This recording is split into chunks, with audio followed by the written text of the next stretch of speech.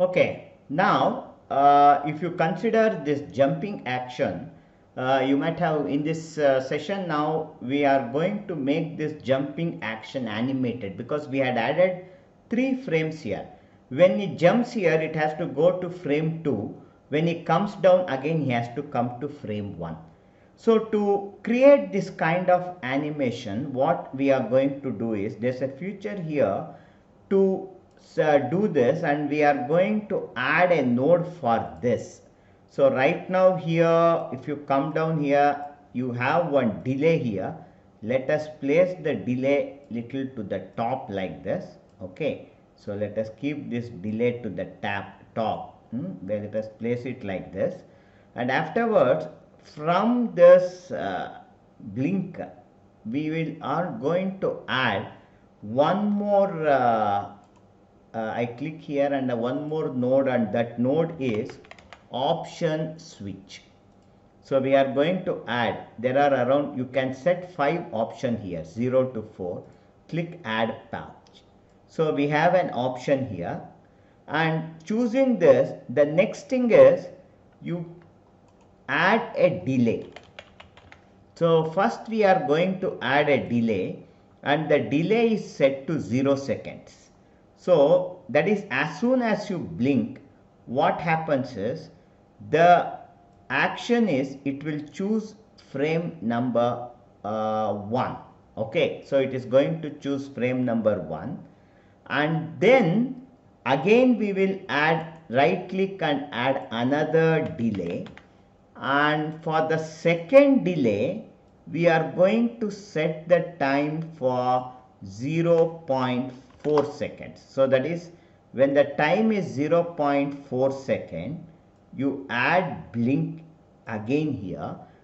1 second, add the blink to this delay, and this will set the value to 2, and then add one more delay. Now right click and add delay, one more delay we are going to add, and this delay value will be set to around 0. Approximately 6 seconds, and again here we are going to drag from this blank to this delay, and after this delay this will be set to actually 0. So we have an option switch, and this option 0, 1, 2, this value will be allotted to our animation. If you come over here, we have created one Annie underscore character animation, and in this animation you have one node called current frame. Click on this and drag it here and connect this option switch to this animator. Now you see what happens when we play the animation. When I blink, see, the character frames are changing. Okay, so as it jumps, the character frames are changing. So if you want the better effect, we can even interchange it. Say for example, I will add 0 to here, and after 0.4 to 1, and now let's see. Now it is correct. Okay, so when he jumps, he moves up. Okay, so then he is coming down. So we can just set this in this way, and after this completes our character animation part. So right now what we shall do is, now we have all these nodes. If you zoom it out, so you have all the nodes related to this character. That is, leave this blink as it is. So this node, this one, this one, this one, this, this. So let us select all these nodes, and selecting all these nodes, now what we are going to do is, now select this, right click and choose group, and group this entire thing as character animation. So we are going to give it the name as character animation.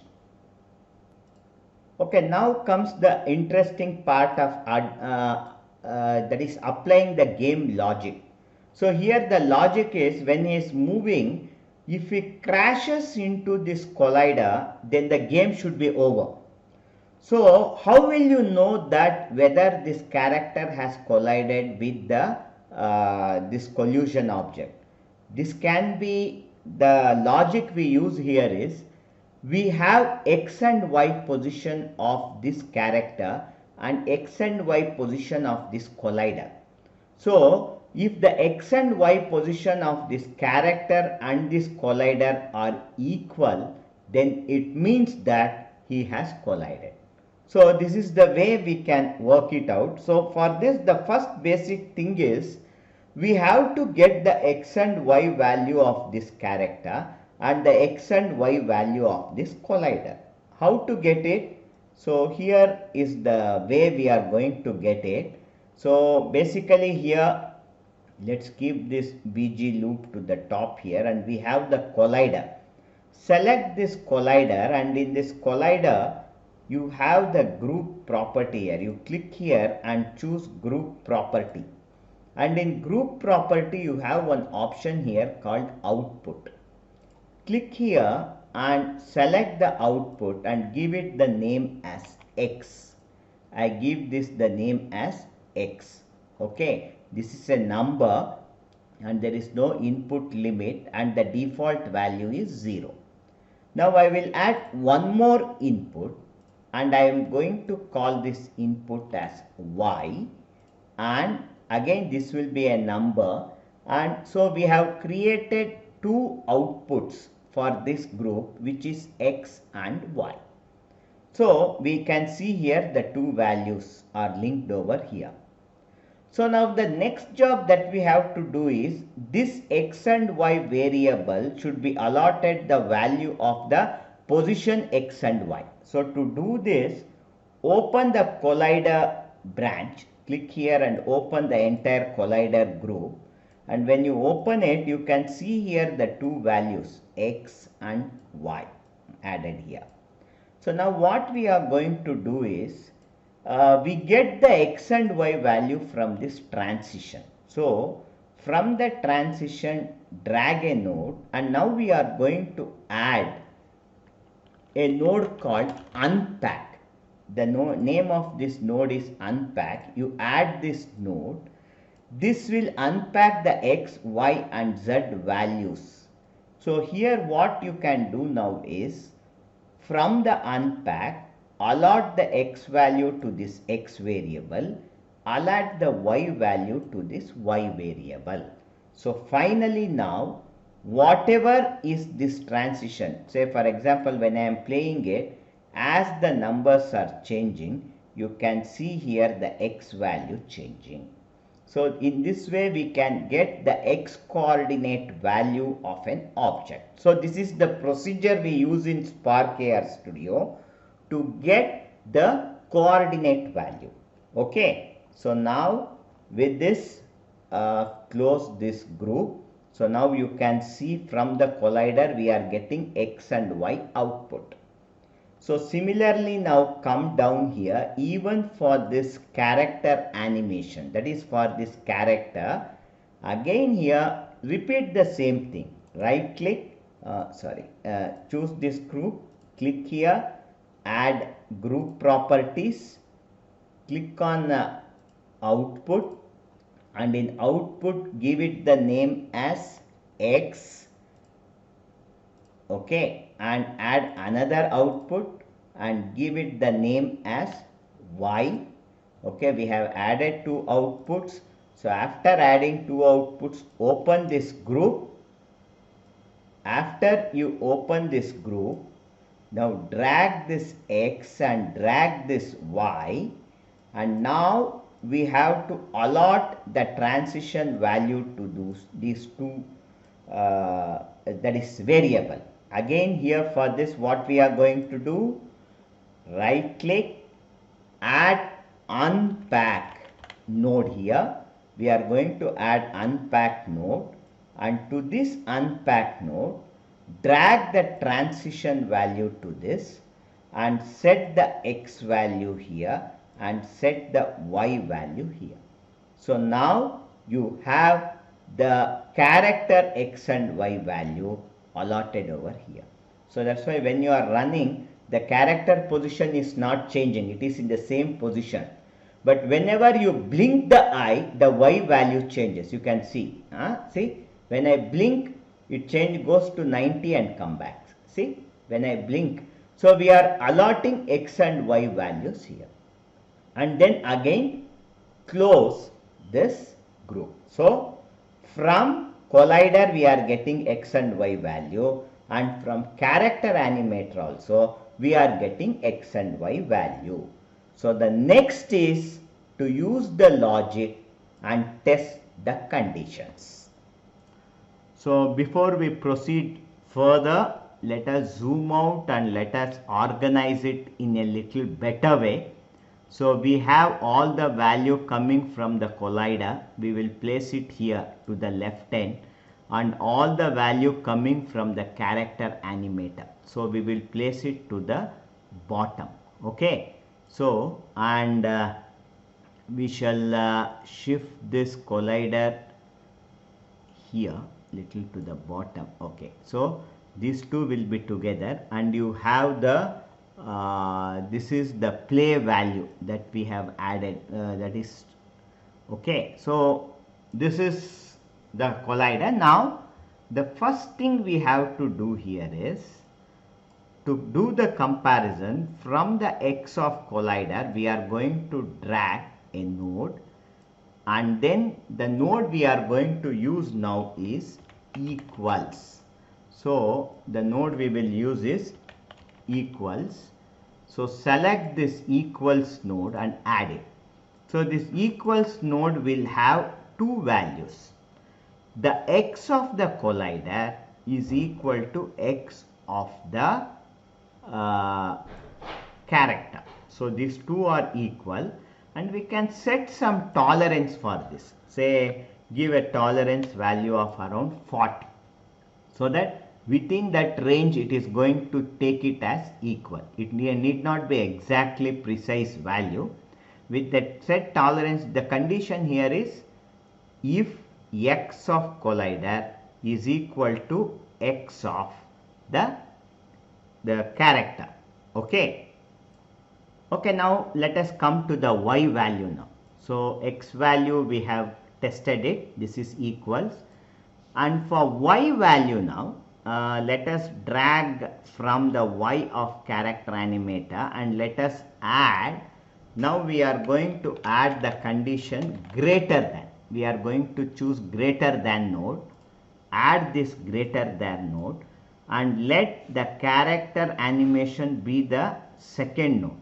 That is, this is the comparative node, this is the second node here, and the collider y value, before you connect it here, we are going to add is another node. Choose this add node, and here for this add a value of 100. So we are going to add a value of 100. The reason why we are adding this is when this is moving, when we jump, no, we are not exactly at the y position. So the thing is, this is around 100. He can touch any of this area. So that's why we are adding 100, and if he is greater than this, okay, if the value is greater than this, then what happens is, so we are going to add this value over here. So when this x value, when x is equal to y, and when he is jumping, when this y value plus 100 is greater than the character value, okay, it means that this is the character value. If it is greater than this, then if these two conditions are met, so both these conditions has to be tested. So to test multiple conditions, so the condition here is both these conditions should be true for the game to be over. So for this we are going to add another node, and the node we add is add. sorry, and.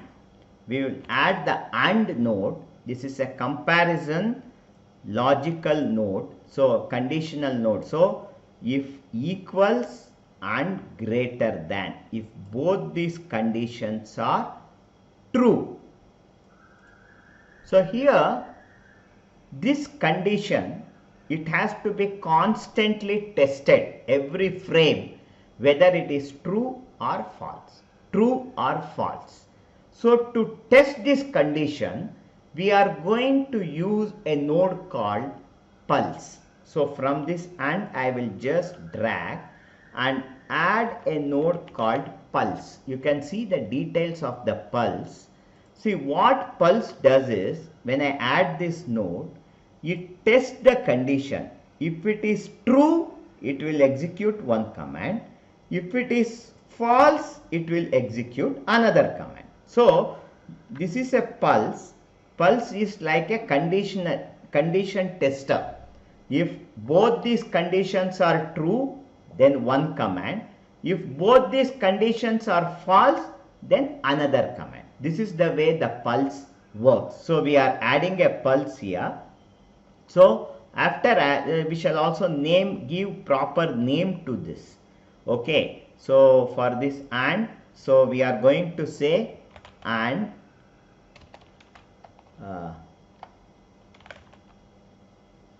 testing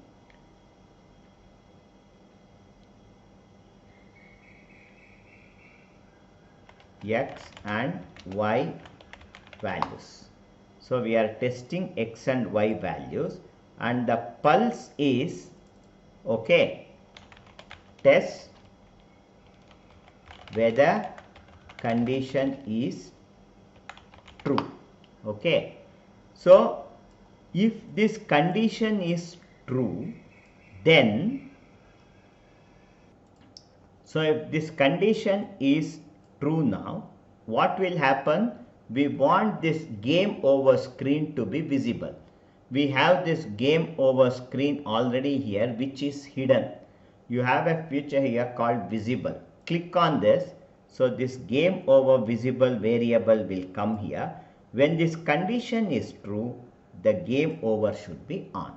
That is, when you are playing the game and if it dashes, see automatically, see when you play, as soon as it hits, you are seeing this game over screen.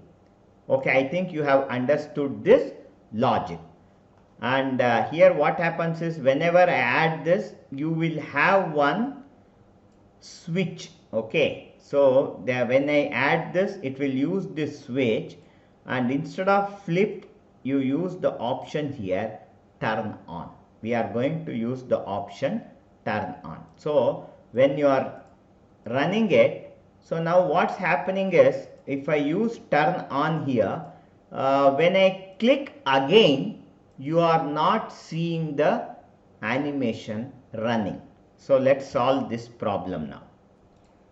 So now here we have added and after this and, let us add one more node here. Let us directly, instead of testing it here using the pulse, before this we are going to add one more node here, and this one more node, and this node is called as not node.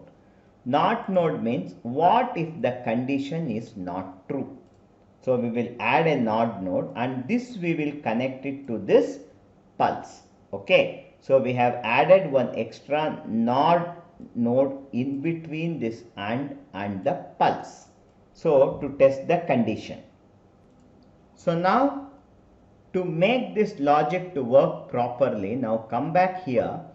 Actually, if we just zoom out in the node, all our work started from here, that is tapping. When someone taps, it starts with this play, and from this play, let us add one more value now. So this, so you use the node value and add this and give it the name again, play. This is also called as play, and let us just drag this is only for neat arrangement we are doing this. So we shall bring this play node somewhere here, okay, so that, and then here what happens is when this value is true, you drag this output and set this switch to off. So I am setting this switch to off. You are seeing a warning here because I cannot connect this directly. You will also see the value here.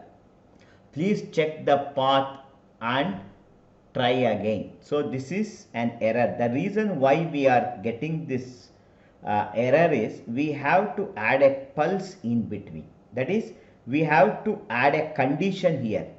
Without testing the condition, we are directly adding the value. So that's why here let us remove this and now drag this and add a condition. To test the condition, we use pulse. So select the pulse, add pulse, and when this condition is on or true, then this switch should be off. Okay.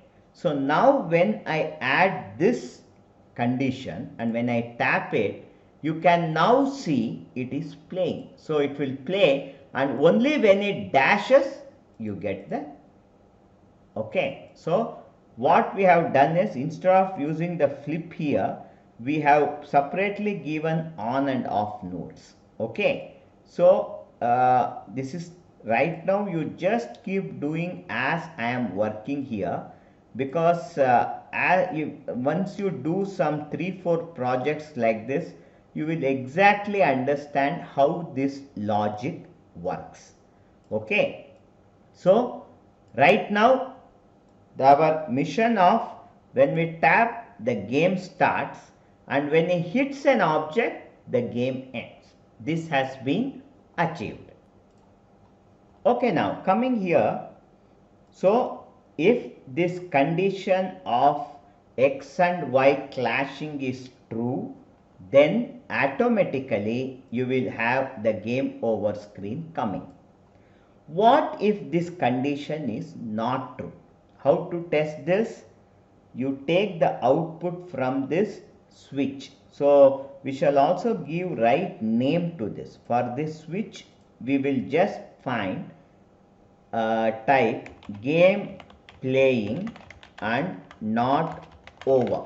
So this will test the condition, the game is playing and it is not over.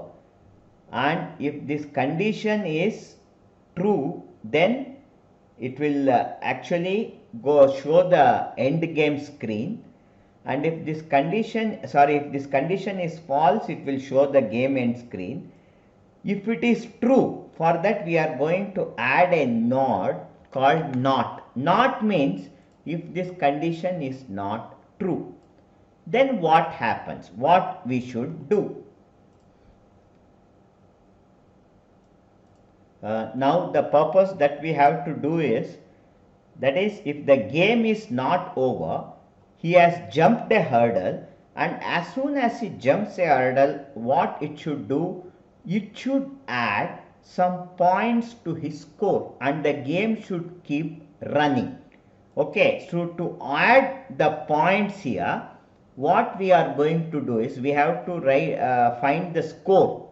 So to do this, what we are going to do this, we are going to test this condition, whether this game over condition is true, and we are going to test one more condition. That's why you add here and add an and here, okay. So we are going to add an and, because we are going to test two conditions here. The second condition is display, he should be playing, okay. If he is playing and if the game over condition is not met, then what has to be executed? We have to add it here. So now what we will do is, this condition is actually, we are testing is game over. This is the condition we are taking. If it is over, you will get the end screen. If it is not over and if he is playing, so the condition here is Okay, he is playing the game play and not over. So that is, he is playing the game and it is not over. If it will test this condition, and if this condition is true, then so now when you are playing the game, see, every time he jumps over an object, so say for example he blinks and jumps over an object. If he jumps over an object, a score or a marks, that is score, has to be added over here. So the condition we have to check is whether this person is jumping over a hurdle. How will you test it? When he is going to jump over this, when x value, that is the x value of the cartoon and the x value of this hurdle, if it is equal, and if the y value is not equal, then actually we have to add him score. We have to give him points like 5 points or 3 points. We have to add some score over here. So to achieve this, you come back to the logic, and in the logic you have the statement here. Okay, so this part is over. The next part we are coming is, we have the condition here when x of collider and x of the character, when it is equal. Okay, so when this is the condition, then we are going to add a pulse here. The pulse will test the condition, true or false. This will now test the condition. So we can even name it. This is what it is testing, the condition of jumping hurdle. Okay, so whether he is jumping the hurdle, okay, that condition is tested over here. And again here the logic is, when he is jumping to test whether this y value is equal, that is whether he is collided or not. That test we have done it using this logic here.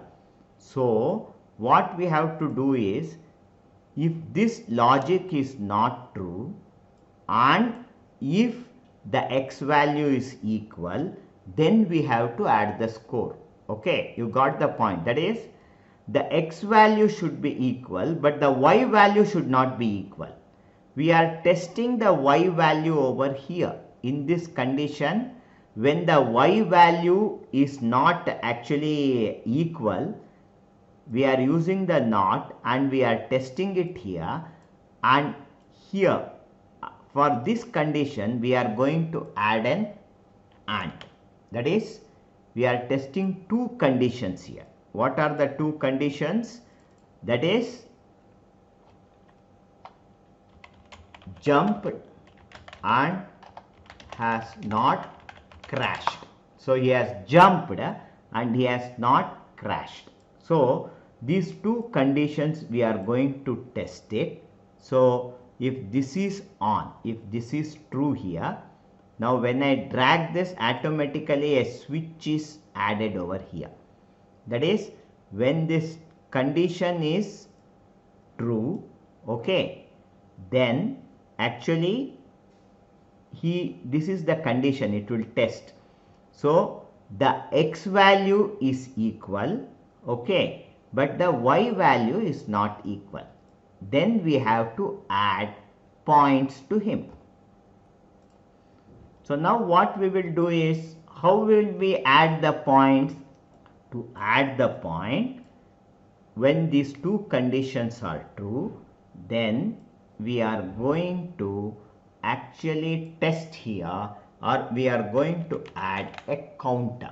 So we will add a counter here.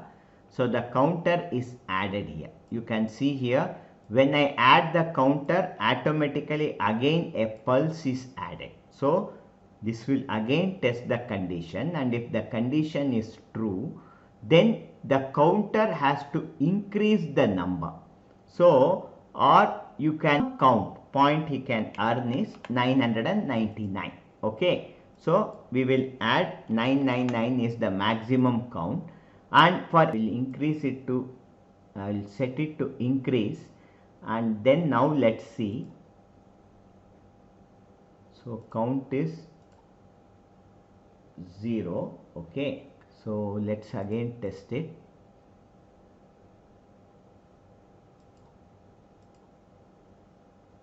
So what is the count now? Okay, the count is not increasing here. One second. You can now see the score is 8 because we have jumped 8 that is condition. So again we shall just test it. So let us make it 0 now. If I click it here again, it will be 0. So you just test it. You can see that every time you are jumping, this number is increasing. You can see the number increasing. So this way we can just check it, and this is the counter that we are getting. So this counter is moving. This means that the condition is getting fulfilled. So now in this counter every time when I restart the game, the counter is not getting reset to 0. Okay, we have to solve this problem. The counter has to become 0 as soon as the game ends. How can we do this? So the procedure that we can do here is, we are testing the condition here, game over.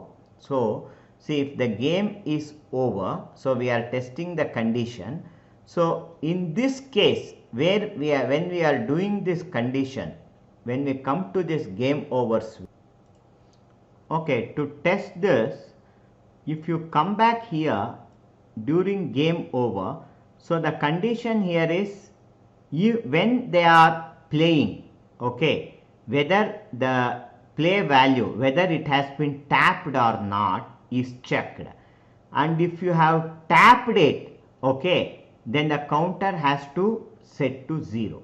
So for this, after this condition, this play condition, we shall just drag it here, and we shall add one more condition over here, that is so the condition we will test here is, let's drag here and select actually switch, select a switch here. So in the switch, if this condition is turned on and if it is true, okay, so if this condition is true, and then, or what we will do is, we are going to test, we are going to add from the switch, from here to jump. Okay, so we have to add a pulse here to test the condition, and if the condition is true, then jump to the value, we will set it to 0 so that it turns to 0. So now let us test this game now. So now let us test the counter. So now right now the counter is showing 0. Okay, let us start the game. So when I start the game, so now see the counter. So the counter is 0 only. Okay. Now counter is 2. Now again I will start. Counter is, one second, 3. Okay, let us again test it. Now no, the counter is still not jumping to 0. Let us just make some kind. Okay, to set it right, here we shall add this condition. When this condition is off, turn off. So this switch, we will add one more line here, on and off.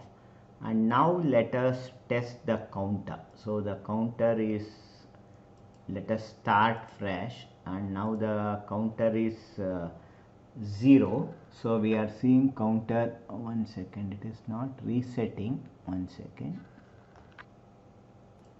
Okay, the mistake actually we have to just trace it out, 1 second. If we come down here, we added a switch here. So okay, in this switch, what we shall do is when he plays, if it is true, this should be off, and if it is false, it should be on. This should be interchanged, and after interchanging this, if we come and see the counter, let us now test the counter. Okay, let us start. See, now the counter is still it is showing 7. Okay, 1 second, the counter should jump to 0. Okay, now it is 1. Okay,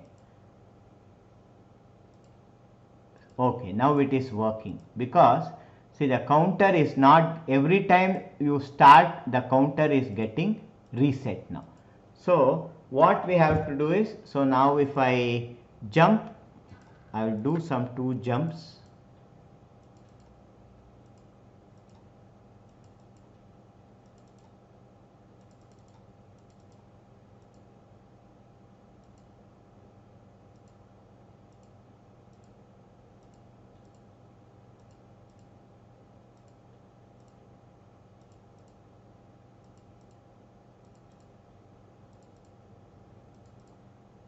Okay,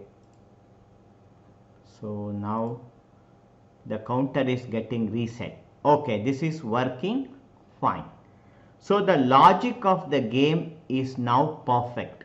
So only thing here is, because this is moving, okay, so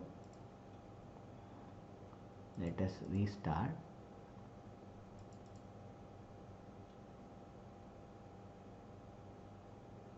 So now I will see the score. So we have scored 5. Okay, so the counter is running. Now the final part is, this score should be shown here. Okay, this score has to be displayed here. That is the final part that we have to do in this tutorial. Okay, then now we shall select this tree, and we shall add a comment to this. That is, this is a group. Okay, the thing is, we can add, this is the final score part, so I can just add here. Okay, so I can give it the name final counter. So I can give my own name over here.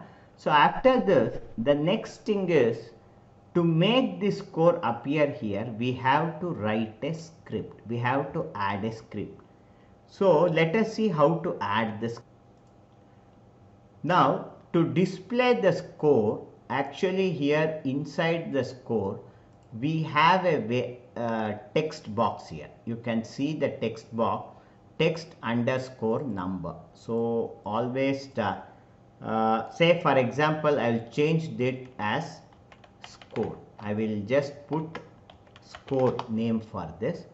Okay, so let us, it's capital, let us, so I will add score name for this, and the value is set to 20. I will make its initial value 0. I'll set its initial value to 0.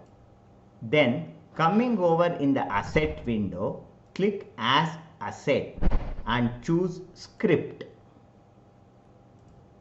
So you can give your own name. So say for example, let us call this, you can see here, script.js. So let us leave the script file name as it is. If we want, we can even rename it. Now select this script, and if we come over here, so here we have the scripting properties. So we can add the scripting properties here. So now here in the script panel, in toScript, click here plus and create a variable. We are going to create a variable here.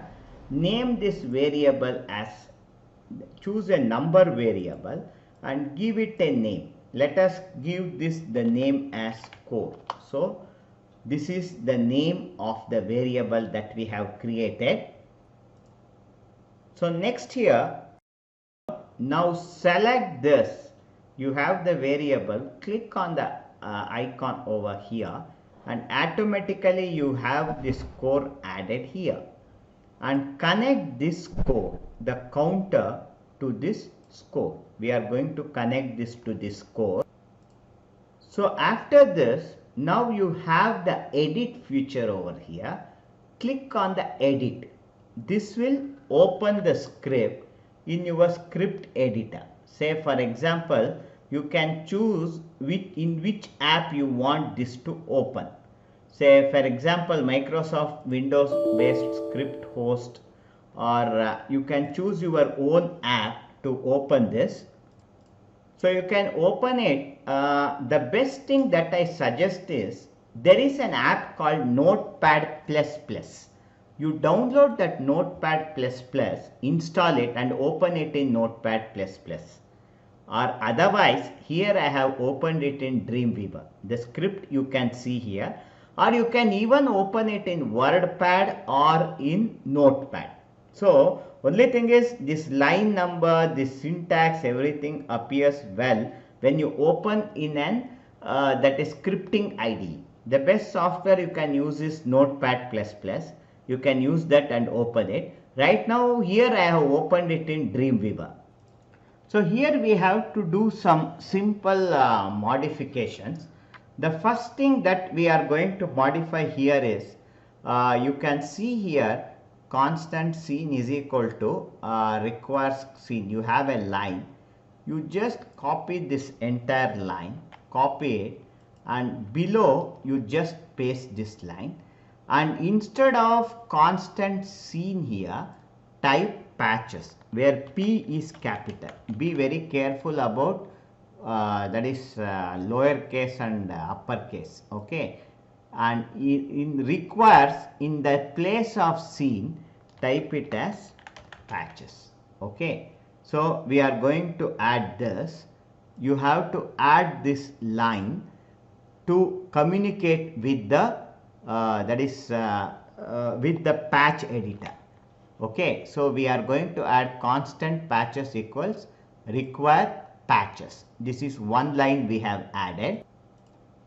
Now the next thing is, we need to get the, we have to now get a variable here, and we have to, if you come back to actually this Spark AR, see here inside score we have added one text field. This is called as score. Okay, so score, or you can rename anything. I will call it as MISCORE, my score. So I will give it the name as my score. So this is a component which I have to access through the script. So to do this, in your script editor, there is a line here to access scene objects. So this has been commented, and here you have a line. Select this line, copy it and paste it down. And now in case of here constant, in here in this place, declare a variable. Variable has to be declared by typing var, var, and then the variable we are going to add is counter number. Here n is made capital. We have declared a number, variable counter, which is a number, and in scene root find we are going to find our object, that is my score. So we have added my score here. So this variable counter number will be equal to my score. We have declared a variable and we have set this value to my score. That is our text component in our Spark AR. So after this, we will declare one more variable now score, which is again a number, is equal to now this will be equal to patches, means this is the actually the we are using it, we have called it here patches. Okay, patches dot, that is in Spark AR, what we have to get is get scalar,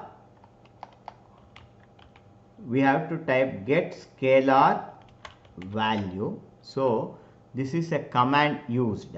Okay, and when you type it, see that V is capital, S is capital, get scalar value, patches get scalar. Then here open and close brackets, inside this open and close bracket add a colon. Okay, and end the line with add inverted comma and end the line with colon, and inside the inverted comma. Now if you come back to actual that is Spark AR, here in the script, in your script, what we had done was, when you select the script, we had declared one variable here, score. So copy this variable value. Okay, now come back to your script and in between these two inverted commas paste it. Okay, after this, now in the next line, come over here in the script, in the next line open this variable we have used here, counter number. Okay, and this counter number dot text, we are going to choose text of this counter number. Okay, that is equal to, so here we are going to use core number variable, and score number, after this should be converted to string. So add this to string and then open and close bracket. Okay, and colon. After making these changes, go to file and choose save, and then close your script editing window. So once you come back to Spark AR, you can here see that there are some warnings. So completed. Now just click here and start running. See, the score is adding, you can see here.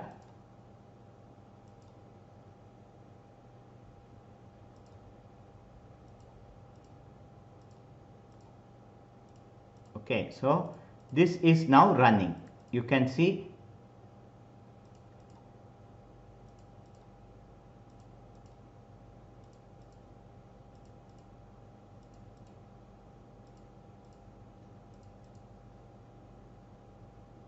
So you can see the score is running. So with this module is completed. Please try this and submit this AR file. Even if it has some errors, don't worry. This is your first try, and after some consistent tries, you will clearly understand this concept of gaming. Okay, thank you.